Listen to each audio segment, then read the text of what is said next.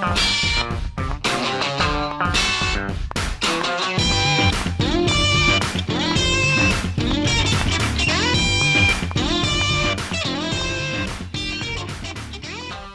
I can't help it. I just start bouncing around in my chair when I hear that music because it means it's time for another edition of the Rec Poker Podcast. Golly gee, what a treat. My name's Jim Reed. I've got the best job in the world. I get to hang out here every Monday night with my poker friends and talk poker.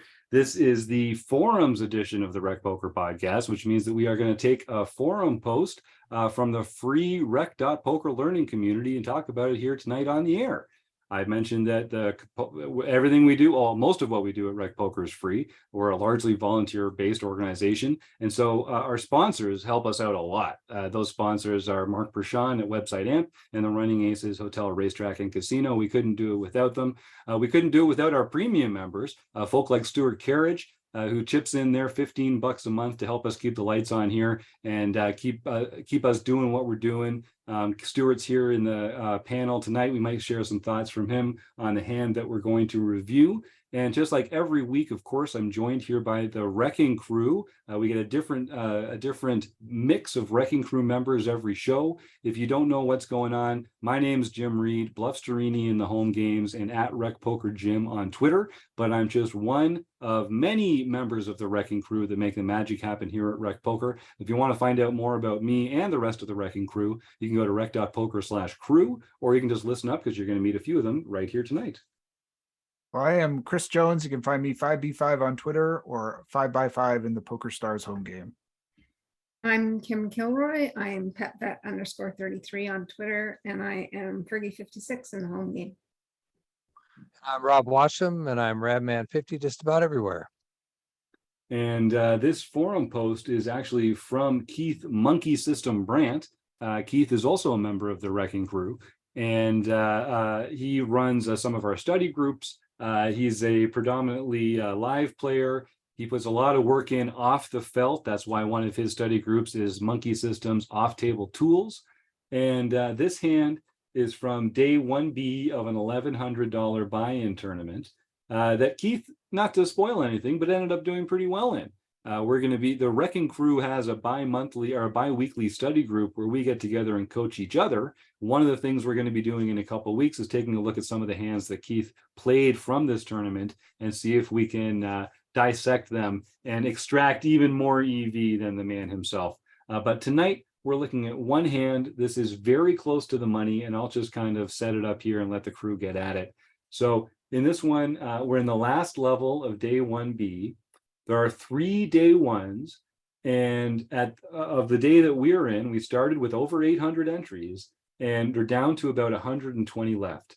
The bubble breaks, as in the payment bubble. People start to cash at 14% of entries. That's not always going to be directly tied to the end of day 2.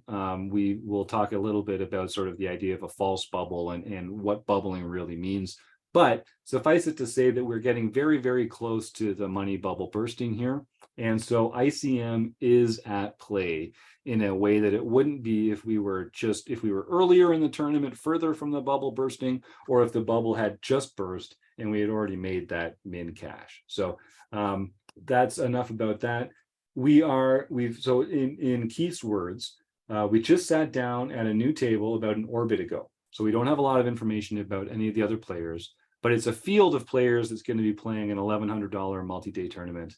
The blinds are at 3,000, 5,000 with a 5,000 ante.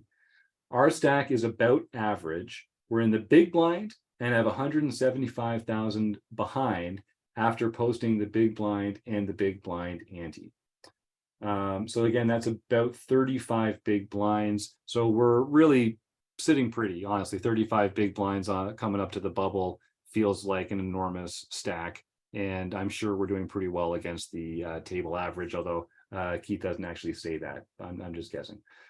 Under the gun is an older gentleman with about 50,000 chips, or about 10 big blinds, and they've not played a hand since we sat down. I love the way Keith writes this up. He says he's been murmuring to himself, waiting for his spot. And on this hand, he jams. So we get an open jam for 10 big blinds from under the gun. Under the gun 1 has already called 2 jams since we sat down.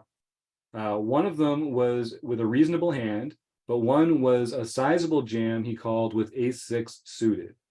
He has about 300,000 and covers all but one at the table. So he has a very healthy stack. He's obviously not afraid to snap somebody off, and he calls the 10 big blind shove that's in front. Everyone else folds, and Keith says that all but 2 of the remaining players cover you by a small amount. Okay, wow. So this is actually a pretty deep table then to get to the bubble here, which does change the math a bit as well, to be honest with you. If there aren't a bunch of short stacks around, then you just never know. You can get into kind of more trouble than you might be otherwise. Are you sure that's what that says? I think it says he covers all but one person. Yes, that one.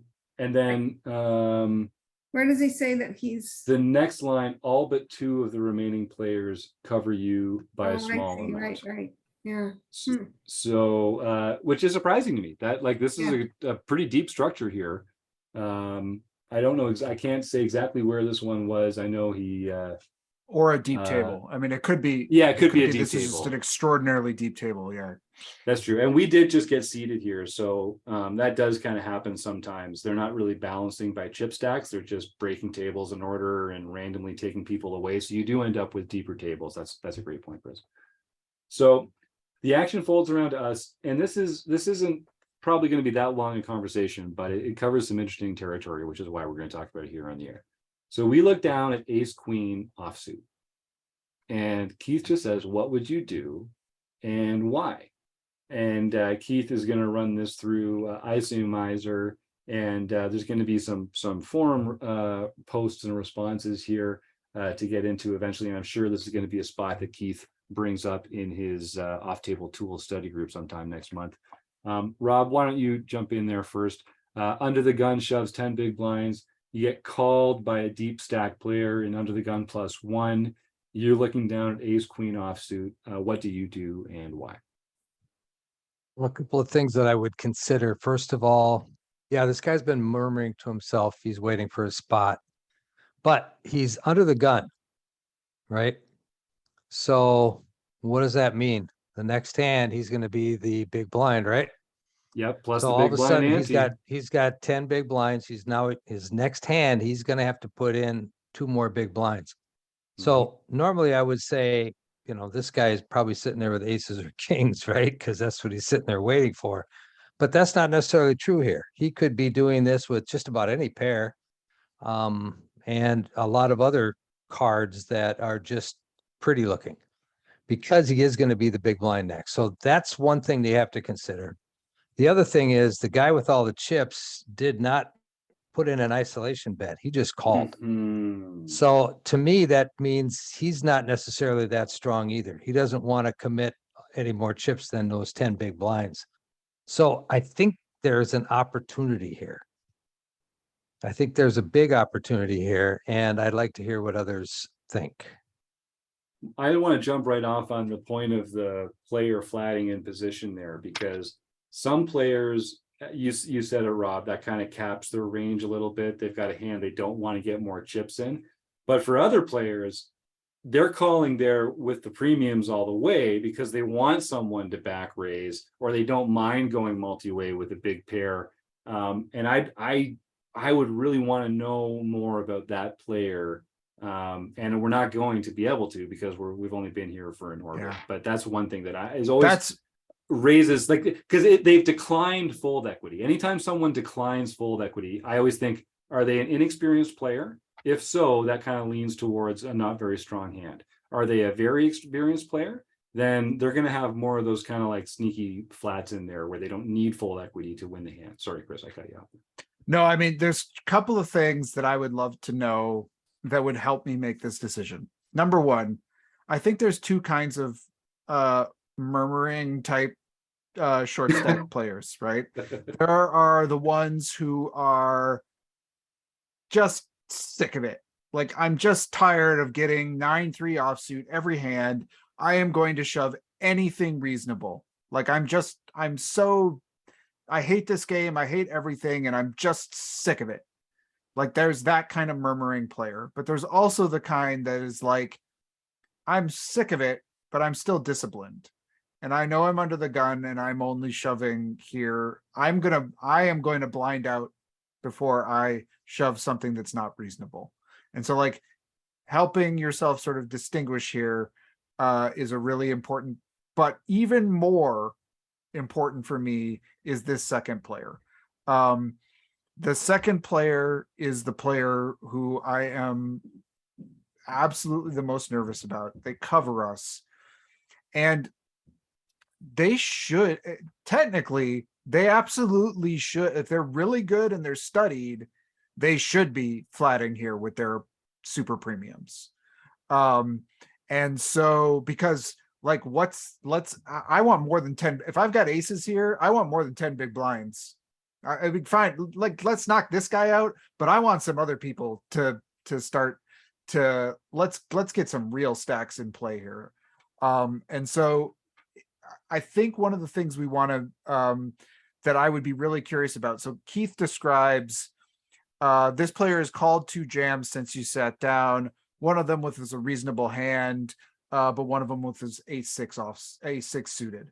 But what I am most curious about is where at the table did they do this? Like if they called ace-6 suited from the big blind after a button shove, and they called with their reasonable hand against like another late position open, and now they're flatting from under the gun 1, I am running for the hills. But if they're just like somebody who's like positionally unaware, they're kind of clueless, they're just calling off with ace-6 suited sometimes, and this player might be murmuring frustrated, now I might be trying to squeeze here. So I think it's really key about these two players before we start to make these decisions. That's my take. I agree with that as well, but we've only been here for one orbit. This guy might be murmuring because he lost a huge hand and now he's only got 10 big blinds, and he's just murmuring about only having 10 big blinds. And now he's getting it in with 5s or 4s or, 9-10 suited, like he's just getting it in because he's been murmuring because we don't know. We haven't been there long enough to know. And we also with what Chris says, I've seen this a lot in live play where this guy has someone else covers this guy at the table. That person that covers this guy has not acted yet. So this could be a medium strong hand. It could be ace king offsuit. It could be pocket jacks, pocket 10s. He could be willing to fold if this big stack that covers him is going after this pot, but he's going to call anybody else that jams. We don't know that. We've only been there one orbit. We don't have, in my opinion, enough information. If this wasn't right on, I like a fold here, like Chris does, because it's right on the bubble. But if this wasn't right on the bubble, I'm like really tempted to jam here. Rob? I think one of the things, we talk about, this guy has called 2 other all-ins. He's called 2 other all-ins. Has he had the opportunity in those all-ins to put in an isolation bet? We don't know that. And I think that's the key component here. Is this a player that just automatically calls everything if he's going to call? Or is this a player that understands that an isolation bet may be more in line based on the type of hand he has? So I think I would agree probably with Chris and Kim that in this situation, without all that other information, I'm probably folding here. It also depends what that under the gun player is murmuring. Because if they're saying like, for instance, well, I guess it's time for me to go home, and then they put their last 10 big blinds in, it's aces. They've got it. You don't have to worry about that. That's a pretty standard little speech play. But yeah, I really want to emphasize, like, for me, the important player in this is the second player in the hand. They've got us covered, so they matter a lot more. And it would be nice to know more about them. We don't get to, of course. Let's put ourselves in their shoes, though. We're a thinking player. Someone under the gun, a murmurer, has shoved 10 big blinds.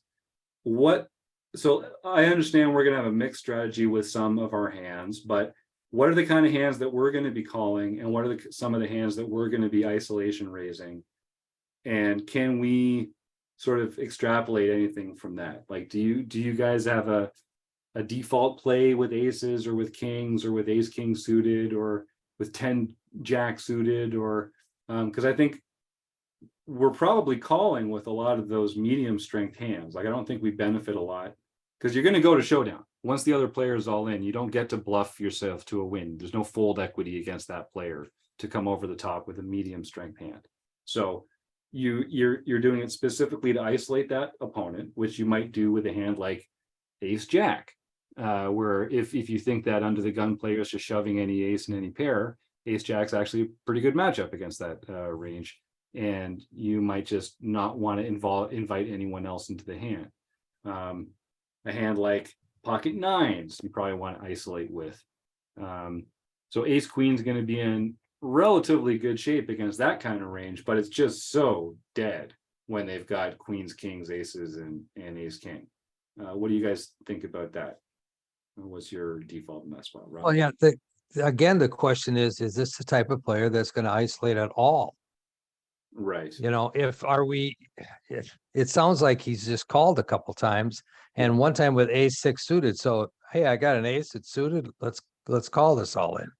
He's got a ton of chips. He's got 60 big blinds, so he's sitting in pretty good shape. So he can call and then fold to a raise. He doesn't have to continue.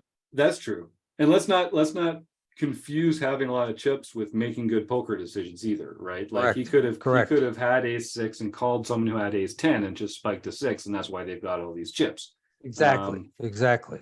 Yes, we can't tell based on that. Yeah, Chris. So so I'm sorry, when you're trying to figure out a range, you need to know if this is the kind of guy that's going to isolate. And if he's not, then his range is pretty wide open. Go ahead, Chris. I'm sorry. Yeah, no, that A6 hand is the one that I would return to when making this decision. So like, this is why you want to remember things that because I think it's perfectly reasonable depending on the size of the shove. If this is like small blind versus big blind, he's in the big blind with A6 suited and somebody shoves in front of him, that's a perfectly reasonable call. If he's sitting in the hijack and the under the gun player shoves and he calls with ace-6 suited, now this player is like not making good decisions. And so that is, I think, a really key hand for us deciding how we approach this spot. And depending on how that hand went down would help me make a lot of decisions about what I'm doing here. But if you're to answer your question about what would I do as the under the gun one player after this 10 big blind, I mean, I am flatting with a very polarized and very good range. You want to know my strategy in this spot, especially you under don't the mean gun one. polarized, you mean linear. Very good. Well, linear. I will probably have a little bit of some nonsense in there just to For flatting? yeah, a little bit. What about you, Kim? Bit. What about you, Kim? I know you and Chris don't always play exactly the same way, which is a strength on a podcast like this when we get to hear different points of view. Yeah,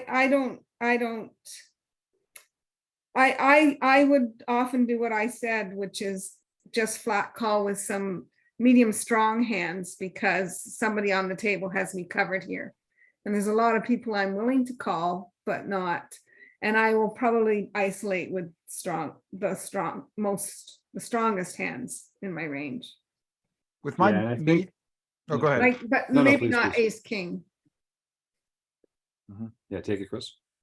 Oh, just I would, yeah, I play these a little differently, and maybe I like my medium strength, like if I have jacks here or tens, I'm probably min clicking it back to try to isolate, but also give myself the room that if the one player that has me covered comes over the top, that's probably one I can get away from. But if they're really good, then I've got to figure out, sometimes I'm going to have to do this with my absolute premiums as well. And then it gets, so it kind of depends who's at the table too. But I kind of prefer that. And I love having aces and flatting here. I just love it. Mhm. I think there's no downside, right? The downside to me is just that it's the bubble. So I'm just not willing to take a 70-30 on the bubble. I'd rather just take it all now. With Like, the what's players the- left to act. I mean, I even, don't with want the to get players it left to in act. versus the other big stack on the bubble. Well, Even with high equity hands, but I totally Yeah. agree with you in other spots to Yeah. trap there. Right. Well, I don't know. I mean, with aces, we're better than 70-30 pretty much. Right? I don't think so. Most of the time. Well, it depends Yeah. what they have. But Yeah.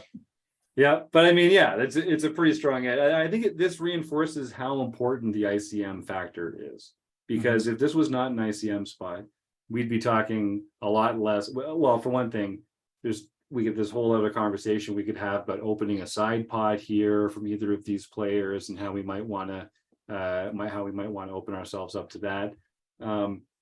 But I think ICM does play a big factor here when you're this close to the bubble. And again, it's a significant portion of our stack, but we have a lot of options available to us when we're not so worried about busting, that we just don't really get to explore as much when we're this close to the bubble. It'll be Um, interesting to see what Keith comes up with what ICMizer is. Yeah, it's a tricky spot. Ace Queen's one of those hands. It's one of those kind of way ahead, way behind hands when it comes to these premium ranges. You're either dominating all the best aces and flipping with the pairs, or you're just way behind Ace King and the other top pairs in that set. Rob, did you have something? One thing, we are closing the action if we call. That's true. Yeah, we're in the big blind. But you're looking at a situation where unless you really hit well on the flop, you're gonna be in trouble, right? You're out of position against both players. Well, it doesn't matter on the under the gun, but you're out of position against the under the gun +1. And unless you hit big, you're going to be in limbo and you're not going to know what's going on. You're not going to know where you're at. So it is possible that you could just flat here. But again, you only have 35 big blinds. You're better off probably all in or fold. And if we do flat, there's going to be a slightly less than pot size bet left. So we'll have about 25 big blinds in our stack and about 30 in the middle. So it's a uncomfortable stack to pot ratio to play on the bubble. It's actually a really easy stack to pot ratio. It's kind of stack to pot ratio you'd love to have with a hand like Ace Queen offsuit most times, because you can just get it in on any 2 overs plus draws or any pair.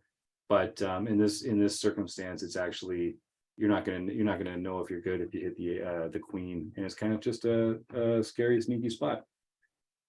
So what's the consensus here then, gang? I hear some leaning towards just folding and finding a better opportunity to invest our chips. Like, that's the way I like to think about this stuff, is we're here for a tournament. We're here to choose investment opportunities for our chips. And if you can invest here, where you think you might have a small edge some of the time and you're going to be behind a bunch. Well, I won't even put that kind of judgment on it, but this is a pretty high risk spot because of the money bubble coming up. Or you could just fold. All you're giving up is the EV of the hand, your opportunity cost of picking up a big pot. You're very likely to make the money, which in an $1,100 tournament is not nothing. Let's not forget that too, for recreational players like us. That min cash is a pretty important event for us. Stu in the chat says probably fold. What are other people thinking? I would fold here if the under the gun +1 was not in it. I would call. Yeah, great point. Yeah, Agreed. Agreed. Because like, if we just really want to think about this, I mean, if the best case scenario, right, is like it seems like, oh, there's all this dead money in there, right? Potentially, if this player is as wild as this ace-6 player is as wild as we think, there's all this dead money in there. This is going to be great. I'm going to squeeze, right? We actually don't get any of that unless we beat the under the gun player, right? Mhm, And so mhm. we're still, you know, I mean, best case scenario, they've got ace jack, we've got ace queen, and the other player has some nonsense and we make this move, right? That's a dream scenario and great. But that's not, I don't know, the times we get called when we make this move by the under the gun 1 player, the times we just lose, I'm just folding this. I like my chip stack. I want to get to the bubble. Let's go. So what's your squeeze range? What's your actual cards you would do squeeze with? And do you have a calling range at all? Or is it just all in or fold? Great question. Yeah, what do you Me? think? Yeah, Yeah, you. Chris, what do you think right off the bat? I mean- would, I don't think I would ever flat this. I just don't, I'm trying to think of I don't think I would ever flat this particular spot. I just don't like it. Like, what are we doing? Like, And we don't have to have a flatting range here. Yeah, Like one of the I great, don't- I'll right. steal something from the Thinking Poker podcast. Nate Mavis used to talk about this all the time. Was, you know, you see the spot that's appeared in front of you at the table, and you decide, like, do I even have a flatting range here? Do I even have a 3-betting range here? What are the ranges I'd like to have in this spot? Okay, what are the hands I'd like to have in those ranges? Now it's time to look at my 2 cards and decide what my action is going to be. And there's plenty of spaces where you don't even need to have a flatting range. It's just you're better off shoving or folding. And Yeah. in this case, you're shoving aces for sure. Probably kings, maybe ace king suited, maybe queens. I'll let the panel think about their own soft spaces there on that. Those- But if you're folding everything else, I mean, invest in a better spot. I get that. So what are you doing with jacks and ace king offsuit? Right. Well, you're struggling. You're making a very difficult decision, right? And if I say we're shoving with those, then what are we doing with 10s and ace queen suited, right? I mean, that's the great thing and the really annoying thing about poker is, like, you actually it's just not that easy, right? I think, you know, Kim probably said it, the cusp hands are probably ace king off and jacks. Those are probably right on the cusp. You're gonna probably jam aces, kings, queens, and ace king suited. Yep. I think that to me makes a lot of sense. Mhm. What about I you, totally Kim? agree. What are you doing with ace king off and jacks in the spot? Oh. I'm not, What about you? I don't have a calling range here. Yeah, I think that's We probably- talked about that's that. probably It's wise. either we're all in or we're folding. Well, and calling, just think about the terrible position you're putting yourself into with whatever hand you have. You're out of position with an SPR of less than 1. And if you've got jacks, you got to worry about all the overcards. And if you've got ace king, unless you hit an ace or a king, you know, yeah, Chris. Again, Let me oh, take go you ahead, back Kim. to that ace-6 hand. Yeah, and exactly. Where it was this a full orbit ago when this Right. the same sort of, he was in early position or early middle position? Or was this a blind kind of scenario? Yeah, and if it was the early where we're just seeing a wild player, now I'm shoving with jacks. But if they're like, if it was more reasonable, then I'm folding jacks. And don't get us wrong, listener at home. This would be a nice pot to pick up. So we're not dismissing the value of picking up a big pot here. And when you can do that with a hand like jacks, that's definitely going to benefit you. But again, it's just right on the bubble. And we've got a ton of chips. We've got 35 big blinds. There's no reason for us to decide that we need to risk our tournament life here in this weird dynamic that we're facing. I mean, I think I'm probably in line with you guys. 35 big blinds is heaps to go to day 2. Oh, We're probably yeah. going to be average stacked or just above average stacked going to Yeah. day 2. So Yeah. Now, so how short? I know we're going to go a little long here, but is it a stack depth question then? If we had fewer chips, would be more inclined to shove, or is it, again, it's just that they're covering us and we're close to the bubble? It almost really doesn't matter. That's the way I'm leaning on this. It almost really doesn't matter what the chip stack is, because what matters more is the dynamic and the ICM at play here. Or if we covered them, if we covered that second player, I don't know if that changes the dynamic as well. Any final thoughts on those random end of the episode thoughts? If we were really short, and it's like we're threatened to survive this bubble and this is our chance, Yeah. then I think we can't throw away a hand that's as strong as ace queen. Yeah. But Agree. otherwise it doesn't change my thinking very much. Mhm. Yep, I think the same. Your bubble factor is very small when you're at the short stack at the table. Mhm. There's, you just, a hand like ace queen, you can't go by it and let it go. One of the things too, you think about when you're making mistakes in an ICM situation, the bigger mistake is a call versus the more aggressive action. Yes. You can be off by a number of pips when you're going all in or, making an aggressive action. But when you're calling, you can't be off even by 1 pip, and it makes a huge difference in your equity. So calling mistakes are much more damaging to you than jamming mistakes or aggressive actions. Or even folding actions, like over folding or over shoving are both better errors to make than over calling. It's those Correct. calls that really cost you a lot of EV. Is that something you learned in the Rec Poker book study, Rob Washam, that you're doing with? There's this book study on Rec Poker, and it's really been beneficial to learning a lot about ICM situations. You said it. Yeah, we're wrapping up right now. And there's some you've got some stuff out there for people to answer. Yep, we've got the surveys. poll for the next time. Yeah. Now, I don't know if Yeah. this podcast will come out before that poll's over, but yes. Oh, right.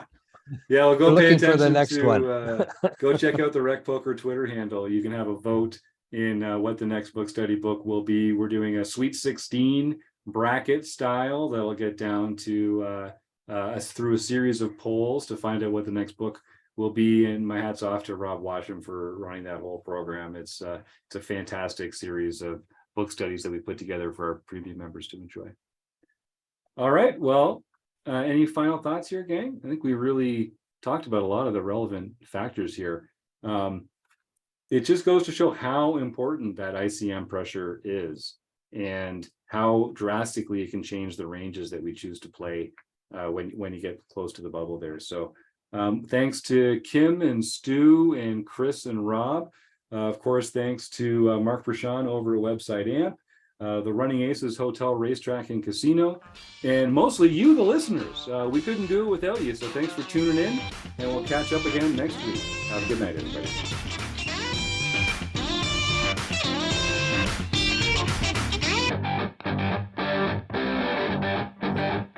Patented air guitar. Oh yeah, we're letting it roll. We're letting it roll tonight.